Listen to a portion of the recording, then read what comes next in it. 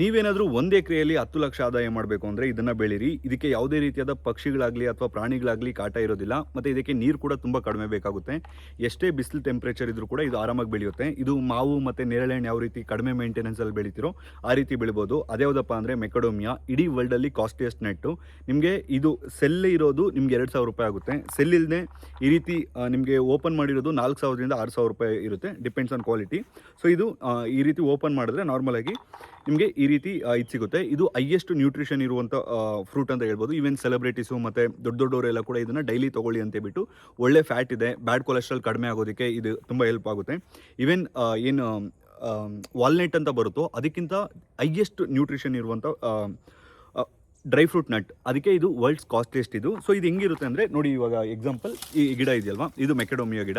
ಇದ್ರ ಇದೇನಂದರೆ ಸ್ಪೆಷಾಲಿಟಿ ಏನಪ್ಪ ಅಂದರೆ, ಇವಾಗ ನಾವು SJB ನರ್ಸರಿಯಲ್ಲಿದ್ದೀವಿ.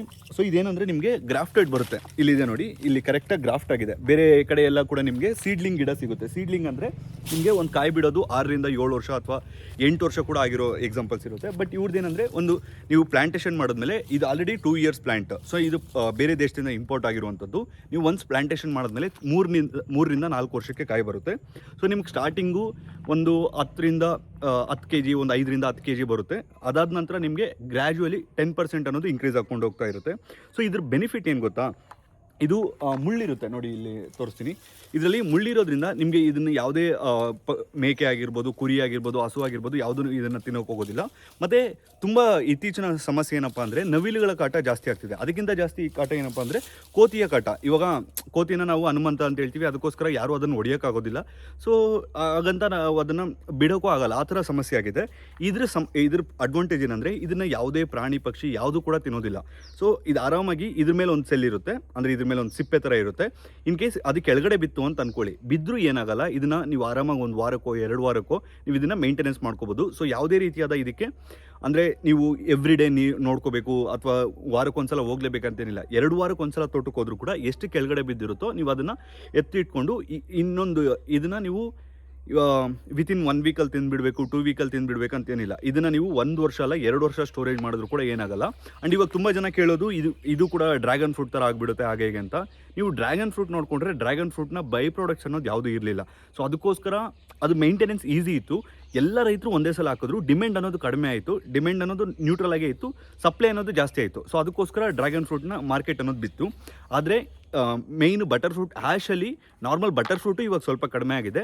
ಆದರೆ ಬಟರ್ ಫ್ರೂಟ್ ಸ್ವಲ್ಪ ಮೇಂಟೆನೆನ್ಸ್ ಜಾಸ್ತಿ ಇರುತ್ತೆ ಕಂಪೇರ್ ಟು ಮೆಕಡೋಮಿಯಾದಲ್ಲಿ ಯಾವುದೇ ರೀತಿಯಾದ ಮೇಂಟೆನೆನ್ಸ್ ಇರೋದಿಲ್ಲ. ಮತ್ತು ಇದರ ಬೈ ಪ್ರಾಡಕ್ಟ್ಸ್ ಅನ್ನೋದು ಜಾಸ್ತಿ ಇದೆ. ಇದು ಬ್ಯೂಟಿ ಇಂಡಸ್ಟ್ರಿಗೆ ಹೋಗ್ತಿರುತ್ತೆ, ಮತ್ತು ಇದನ್ನು ಐಸ್ ಕ್ರೀಮ್ ಇಂಡಸ್ಟ್ರಿಯಲ್ಲಿ ಜಾಸ್ತಿ ಯೂಸ್ ಮಾಡ್ತಾರೆ. ಅವೆಲ್ಲದಕ್ಕಿಂತ ಮುಖ್ಯವಾಗಿ ನಿಮ್ಮ ಏರಿಯಾದಲ್ಲೂ ಕೂಡ ಬೆಂಗಳೂರಲ್ಲಿ ಡ್ರೈ ಫ್ರೂಟ್ಸ್ ಅಂಗಡಿ ಇದೆ. ಸೊ ಇವಾಗ ತುಂಬ ಜನ ರೈತರು ಕೇಳುವಂಥದ್ದು, ನಾವು ಬೆಳೆಯೋದನ್ನು ಬೆಳೆದು ಬಿಡ್ತೀವಿ, ಯಾರು ತೊಗೊಳ್ತಾರೆ ಅಂತ ಬಿಟ್ಟು. ಸೊ ಇದನ್ನು ನೀವು ಡೈರೆಕ್ಟಾಗಿ ಎತ್ಕೊಂಡು ಹೋಗ್ಬಿಟ್ಟು ಡ್ರೈ ಫ್ರೂಟ್ಸ್ ಅಂಗಡಿಯಲ್ಲಿ ನೀವೇ ಮಾರ್ಕೆಟಿಂಗ್ ಮಾಡ್ಬೋದು. ಅಂದರೆ ನೀವು ಇದನ್ನು ಡೈರೆಕ್ಟಾಗಿ ಸೇಲ್ ಮಾಡ್ಬೋದು. ಇದೇನು ಪ್ರೋಸೆಸಿಂಗ್ ಹೇಗೆ ಅಂತ ಏನಿಲ್ಲ. ಸೊ ಇಲ್ಲಿ ಇದೆಯಲ್ವಾ, ನೀವು ಇದೇ ಕಂಪ್ನಿ ಕಳ್ಸಿದ್ರೆ ಏನು ಮಾಡ್ತಾರೆ ಅಂದರೆ, ಅವರು ಒಂದು ಮಾರ್ಕಿಂಗನ್ನು ಮಾಡ್ತಾರೆ. ಅಂದರೆ ಅದನ್ನು ಈಸಿಯಾಗಿ ಓಪನ್ ಆಗೋ ಥರ, ಲೈಕ್ ಹೊಡ್ಕೊಳ್ಳೋದಕ್ಕೆ ಈಸಿ ಆಗೋ ಥರ ಮಾಡ್ತಾರೆ. ಸೊ ನೀವು ಇದನ್ನು ಡೈರೆಕ್ಟಾಗಿ ಎತ್ಕೊಂಡೋಗಿ ಸೇಲ್ ಮಾಡಿದ್ರು ಕೂಡ ನಿಮಗೆ ಮಿನಿಮಮ್ ಅಂದರೂ ಕೂಡ ₹1,000 ಸಿಗುತ್ತೆ. ಸೊ ಡಿಸ್ಟೆನ್ಸ್ ಎಷ್ಟು ಹಾಕಬೇಕು ಅಂತ ನೋಡಿಕೊಂಡ್ರೆ 15x15, 15x15, ಸಾಲಿಂದ ಸಾಲಿಗೆ 15, ಗಿಡದಿಂದ ಗಿಡಕ್ಕೆ 15. ಬಟ್ ಇನ್ನೂ ರೆಕಮೆಂಡೆಡ್ ಇದು ಬುಷಿಯಾಗಿ ಬೆಳೆಯುತ್ತೆ. ನಿಮ್ಗೊಂದು 7-8 ವರ್ಷ ಆದಮೇಲೆ ಗಿಡಗಳು ತುಂಬ ದೊಡ್ಡದಾಗೋದ್ರಿಂದ 18x15 ಹಾಕ್ಕೊಳ್ಳಿ. 15x15 ಹಾಕ್ಕೊಂಡ್ರೆ ನಿಮಗೆ ಸರಾಸರಿ 200 ಗಿಡ ಬರುತ್ತೆ 1 ಎಕರೆಗೆ. 18x18 ಹಾಕ್ಕೊಂಡ್ರೆ ನಿಮಗೆ ಸರಾಸರಿ ಒಂದು 120ರಿಂದ 130 ಗಿಡ ಬರುತ್ತೆ. ನನ್ನ ರೆಕಮೆಂಡೇಷನು ಒಂದು 18x18 ಅಥವಾ 17x18 ಹಾಕ್ಕೊಳ್ಳಿ. ಯಾಕಂದರೆ ಫ್ಯೂಚರಲ್ಲಿ ದೊಡ್ಡದಾಗುತ್ತಲ್ವಾ.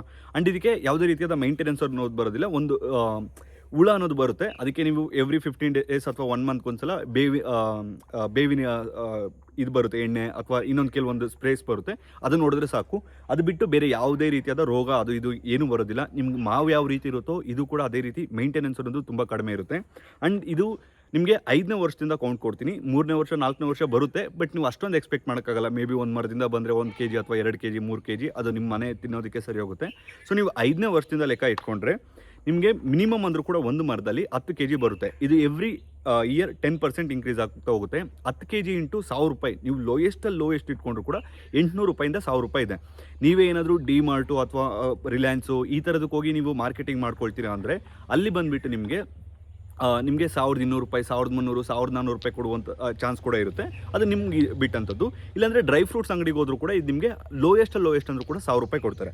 ಸೊ ₹1000 ಇಂಟು 10 ಕೆಜಿ ಅಂದರೆ ನಿಮಗೆ ₹10,000 ಆಗುತ್ತೆ. 10,000 ಇಂಟು 10 ಒಂದು ಆನ್ ಆನ್ ಆವ್ರೇಜ್ 100 ಮರನ ನೀವು ಮೇಂಟೈನ್ ಮಾಡಿದ್ದೀರ ಅಂದರೂ ಕೂಡ ₹10,00,000 ಆದಾಯ ಬರುತ್ತೆ. ಸೊ ಮೇಂಟೆನೆನ್ಸ್ ಏನಿರೋದಿಲ್ಲ, ರೋಗ ಅನ್ನೋದು ಏನು ಅಂಥ ದೊಡ್ಡ ರೋಗ ಬರೋದಿಲ್ಲ. ಅದೇ ಹೇಳಿದ್ನಲ್ಲ, 15 ದಿನಕ್ಕೆ 1 ತಿಂಗಳಿಗೆ ಒಂದ್ಸಲ ಸ್ಪ್ರೇ ಅನ್ನೋದು ಹೊಡಿಬೇಕಾಗುತ್ತೆ. ಅದೊಂದು ಹುಳ ಟೈಪ್ ಬರುತ್ತೆ, ಅದು ಈ ಎಲೆಗಳನ್ನು ತಿಂದ್ಬಿಡುತ್ತೆ ಅಷ್ಟೇ. ಆ್ಯಂಡ್ ಸ್ಟಾರ್ಟಿಂಗ್ ಒಂದು 3 ಇಯರ್ಸ್ ನೀರು ಕೊಡಬೇಕಾಗುತ್ತೆ. 3 ಇಯರ್ಸ್ ಆದಮೇಲೆ ನೀವು 15 ದಿನಕ್ಕೋ 1 ತಿಂಗಳಿಗೆ ನೀರು ಕೊಟ್ಟರು ಕೂಡ ಬ್ಯಾಲೆನ್ಸ್ ಅನ್ನೋದಾಗುತ್ತೆ. ಸೊ ರೈತರು ಸಾಂಪ್ರದಾಯಿಕ ಬೆಳೆಗಳಿಗೆ ಹೋಗೋದಕ್ಕಿಂತ ಈ ರೀತಿ ಡಿಫ್ರೆಂಟಾಗಿ ಏನಾದರೂ ಟ್ರೈ ಮಾಡಿ. ಆ್ಯಂಡ್ ಇನ್ನೊಂದೇನೆಂದರೆ, ಇವಾಗ ಮೆಕಡೋಮಿಯಾ ಅಂದರೆ ಒಂದೇ ಮೆಕಡೋಮಿಯಾನೇ ಫುಲ್ಲು 5 ಎಕರೆ ಇದೆ ಅಂದರೆ 5 ಎಕರೆನೂ ಹಾಕ್ಬಿಡಿ ಅಥವಾ ಇದಂತ ಹೇಳಲ್ಲ. ಸೊ ಇವಾಗ ಒಂದು 4 ಎಕರೆ 5 ಎಕರೆ ಜಾಗ ಇತ್ತು ಅಂದರೆ ಅದನ್ನು ಮಿನಿಮಮ್ 4 ಭಾಗ ಮಾಡಿಕೊಂಡು ತೆಂಗು, ಅಡಿಕೆ, ಈ ಮೆಕಡೋಮಿಯಾ ಅಥವಾ ಬಟರ್ ಫ್ರೂಟ್, ಸೊ ವಿವಿಧ ಬೆಳೆಗಳನ್ನು ಬೆಳೆಯೋದ್ರ ಮೂಲಕ ನೀವು ಆರಾಮಾಗಿ ಇದು ಮಾಡ್ಬೋದು. ಇತ್ತೀಚೆಗೆ ತೆಂಗು, ಅಡಿಕೆ ತುಂಬ ಜನ ಬೆಳೀತಿದ್ದಾರೆ. ತೆಂಗು ಯಾವುದೇ ಕಾರಣಕ್ಕೂ ಮಾರ್ಕೆಟ್ ಕಡಿಮೆ ಆಗಲ್ಲ. ಬಟ್ ಅಡಿಕೆಯಲ್ಲಿ ಏನಾಗುತ್ತೆ ಅಂದರೆ, ಇನ್ ಕೇಸ್ ಏನಾದರೂ ಅಡಿಕೆ ಬ್ಯಾನ್ ಆಯಿತು ಅಂದರೆ ಏಕಾಏಕಿ ನಿಮಗೆ ಫ್ಲಕ್ಚುಯೇಷನ್ ಆಗಿ ರೇಟ್ ಬಿದ್ದೋಗುತ್ತೆ. ಆದರೆ ನಿಮಗೆ ಈ ಥರ ಮೆಕಡೋಮಿಯಾ ಎಲ್ಲ ಬ್ಯಾನ್ ಆಗೋ ಚಾನ್ಸೇ ಇಲ್ಲ. ಯಾಕಂದರೆ ಇದು ಡ್ರೈ ಫ್ರೂಟ್ಸ್. ಈವನ್ ಡಾಕ್ಟರ್ಸೇ ತುಂಬ ರೆಕಮೆಂಡ್ ಮಾಡ್ತಿದ್ದಾರೆ, ಡೈಲಿ ಮೆಕಡೋಮಿಯಾ ತೊಗೊಳ್ಳಿ, ಅದರಲ್ಲಿ ಒಳ್ಳೆ ಫ್ಯಾಟ್ ಇರುತ್ತೆ, ಒಳ್ಳೆ ಎನರ್ಜಿ ಇರುತ್ತೆ ಅಂತ ಹೇಳ್ಬಿಟ್ಟು. ಸೊ ನೀವೇನಾದರೂ ಬೆಳೆಯೋಂಗಿದ್ರೆ ಮಿನಿಮಮ್ ಒಂದು 100 ಪ್ಲ್ಯಾಂಟ್ಸ್ ಆದರೂ ಮೇಂಟೈನ್ ಮಾಡಿ. 100 ಪ್ಲ್ಯಾಂಟ್ಸ್ ಮೇಂಟೈನ್ ಮಾಡಿದ್ರೆ 100 ಪ್ಲ್ಯಾಂಟ್ಸಲ್ಲಿ ನಿಮಗೆ ₹10,00,000 ಮಿನಿಮಮ್. ಸೊ ನಿಮಗೆ ಒಂದು 5 ವರ್ಷ ಅಥವಾ 10 ವರ್ಷ ಹತ್ರ ಆದರೆ ನಿಮ್ಗೆ ಒಂದು ಮರದಿಂದ 20 kg, 30 kg, 40 kg ತೊಗೊಂಡಿರುವಂಥ ಎಕ್ಸಾಂಪಲ್ಸ್ ಕೂಡ ಇದೆ. ಸೊ ನಿಮಗೆ ಎವ್ರಿ ಇಯರ್ 10%, ಅಂದರೆ 5ನೇ ವರ್ಷ 10 ಲಕ್ಷ ಆದರೆ 11 ಲಕ್ಷ, 12 ಲಕ್ಷ, 13 ಲಕ್ಷ. ಸೊ ನೀವು ಯಾವ ರೀತಿ ಮೇಂಟೆನೆನ್ಸ್ ಮಾಡ್ತಿರೋ ಅದ್ರ ಮೇಲೆ ಬಿಟ್ಟಂಥದ್ದು. ಸೊ ರೈತರಿಗೆ ಏನು ಹೇಳ್ತೀನಿ ಅಂದರೆ, ಪ್ರತಿಯೊಬ್ಬರು ಈ ರೀತಿ ಮೆಕಡೋಮಿಯಾಗಳನ್ನು ಮಿನಿಮಮ್ ಒಂದು 100 ಆದರೂ ಬೆಳೀರಿ. ಆ್ಯಂಡ್ ಇದನ್ನು ಓಪನ್ ಸ್ಪೇಸಲ್ಲಿ ಬೆಳಿಬೋದು, ಎಲ್ಲ ಕಡೆ ಕೂಡ ಬರುತ್ತೆ. ಮೇಯ್ನಾಗಿ ಈ ಸೌತ್ ಕರ್ನಾಟಕ ಇದೆಯಲ್ವಾ, ಅಲ್ಲೆಲ್ಲ ಕಡೆ ಕೂಡ ಬರುತ್ತೆ. ಇವಾಗ ಲೈಕ್ ಕೆಂಪು ಭೂಮಿ ಇರುತ್ತಲ್ವ, ಕೆಂಪು ಭೂಮಿಯಲ್ಲಿ ಚೆನ್ನಾಗಿ ಪರ್ಫಾರ್ಮೆನ್ಸ್ ಕೊಡುತ್ತೆ. ಬಿಸಿಲಿಗೆ ಎಷ್ಟು ಬಿಸಿಲಿದ್ರೂ ಕೂಡ ಇದು ಆರಾಮಾಗಿ ತಡ್ಕೊಳ್ಳುತ್ತೆ. ಸೊ ಮೇಂಟೆನೆನ್ಸ್ ನಾರ್ಮಲಾಗಿ ಕಡಿಮೆ ಇರುತ್ತೆ ಬೇರೆ ಮರಗಳು ಕಂಪೇರ್ ಮಾಡಿಕೊಂಡ್ರೆ. ಈ ದಾಳಿಂಬೆ ಅಥವಾ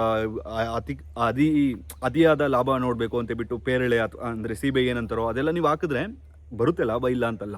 ಅದು ಒಂದೊಂದು ಕೋಟಿ ಮಾಡಿರೋರು ಇದ್ದಾರೆ ದಾಳಿಂಬೆಯಲ್ಲಿ. ಬಟ್ ನಿಮಗೆ ಸ್ವಲ್ಪ ಹೆಚ್ಚು ಕಮ್ಮಿ ಆಯಿತು ಅಂದರೂ ಕೂಡ ನಿಮಗೆ ಒಂದು ಸಲಾಗಿ 20-30 ಲಕ್ಷ ನಷ್ಟ ಆಗುತ್ತೆ. ಸೊ ಅದು ಮೇಂಟೆನೆನ್ಸ್ ಜಾಸ್ತಿ. ಅದೆಂಗಂದರೆ ಹಾಸ್ಪಿಟ್ಲಲ್ಲಿ ಇಟ್ಟು ನೋಡ್ಕೋಬೇಕು. ಇವೆಲ್ಲ ಈ ಮೆಕಡೋಮಿಯಾ ಎಲ್ಲ ನಿಮಗೆ ಮೇಂಟೆನೆನ್ಸ್ ಏನೂ ಇರೋದಿಲ್ಲ. ಆರಾಮಾಗಿ ನೀವು ಇದನ್ನು ಬೆಳಿಬೋದು. ಜಸ್ಟ್ ಒಂದು 100 ಮರ ಹಾಕ್ಕೊಳ್ಳಿ.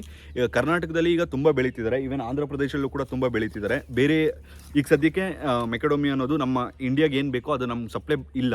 ಸೊ ಬೇರೆ ದೇಶಗಳಿಂದ ಇಂಪೋರ್ಟ್ ಮಾಡ್ಕೊಳ್ತಿದ್ದೀವಿ. ಫ್ಯೂಚರಲ್ಲಿ ಏನಾದರೂ ನಾವು ಜಾಸ್ತಿ ಲಾರ್ಜಾಗಿ ನಾವೇ ಬೆಳೆಯೋಕ್ಕಾದ್ರೆ ನಮ್ಮ ಸಪ್ಲೈ ನಾವು ಇದು ಮಾಡಿಕೊಂಡ್ರು ಕೂಡ ನಿಮಗೆ ಒಳ್ಳೆ ಮಾರ್ಕೆಟ್ ಅನ್ನೋದು ಸಿಗುತ್ತೆ. ಸೊ ಈ ವಿಡಿಯೋನ ಎಷ್ಟಾಗುತ್ತೋ ಅಷ್ಟು ರೈತರಿಗೆ ಶೇರ್ ಮಾಡಿ. ಮತ್ತು ನಿಮ್ಗೆ ಏನಾದರೂ ಡೌಟ್ ಇತ್ತು, ಈವನ್ ನೀವು ಗಿಡ ತೊಗೊಂಡಿಲ್ಲ ಅಂದರೂ ಪರವಾಗಿಲ್ಲ, ನೀವು ಇಲ್ಲಿ ಗುಬ್ಬಿ ಹತ್ರ ಇವ್ರ ನರ್ಸರಿಗೆ ಬಂದುಬಿಟ್ಟು ಒಂದ್ಸಲ ವಿಸಿಟ್ ಮಾಡ್ಬೋದು. ಸೊ ನಿಮ್ಗೆ ಏನಾದರೂ ಡೌಟ್ ಇತ್ತು ಅಂದರೆ ಕೆಳಗಡೆ ಕಾಣಿಸ್ತಾ ಇರುವಂಥ ಕಾಂಟ್ಯಾಕ್ಟ್ ನಂಬರ್ಗೆ ಕಾಂಟ್ಯಾಕ್ಟ್ ಮಾಡಿ, ಅವರು ಕಂಪ್ಲೀಟ್ ಡೀಟೇಲ್ಸನ್ನು ಕೊಡ್ತಾರೆ. ಮತ್ತು ಈ ವಿಡಿಯೋನ ಎಷ್ಟಾಗುತ್ತೋ ಅಷ್ಟು ಎಲ್ಲರಿಗೂ ಶೇರ್ ಮಾಡಿ.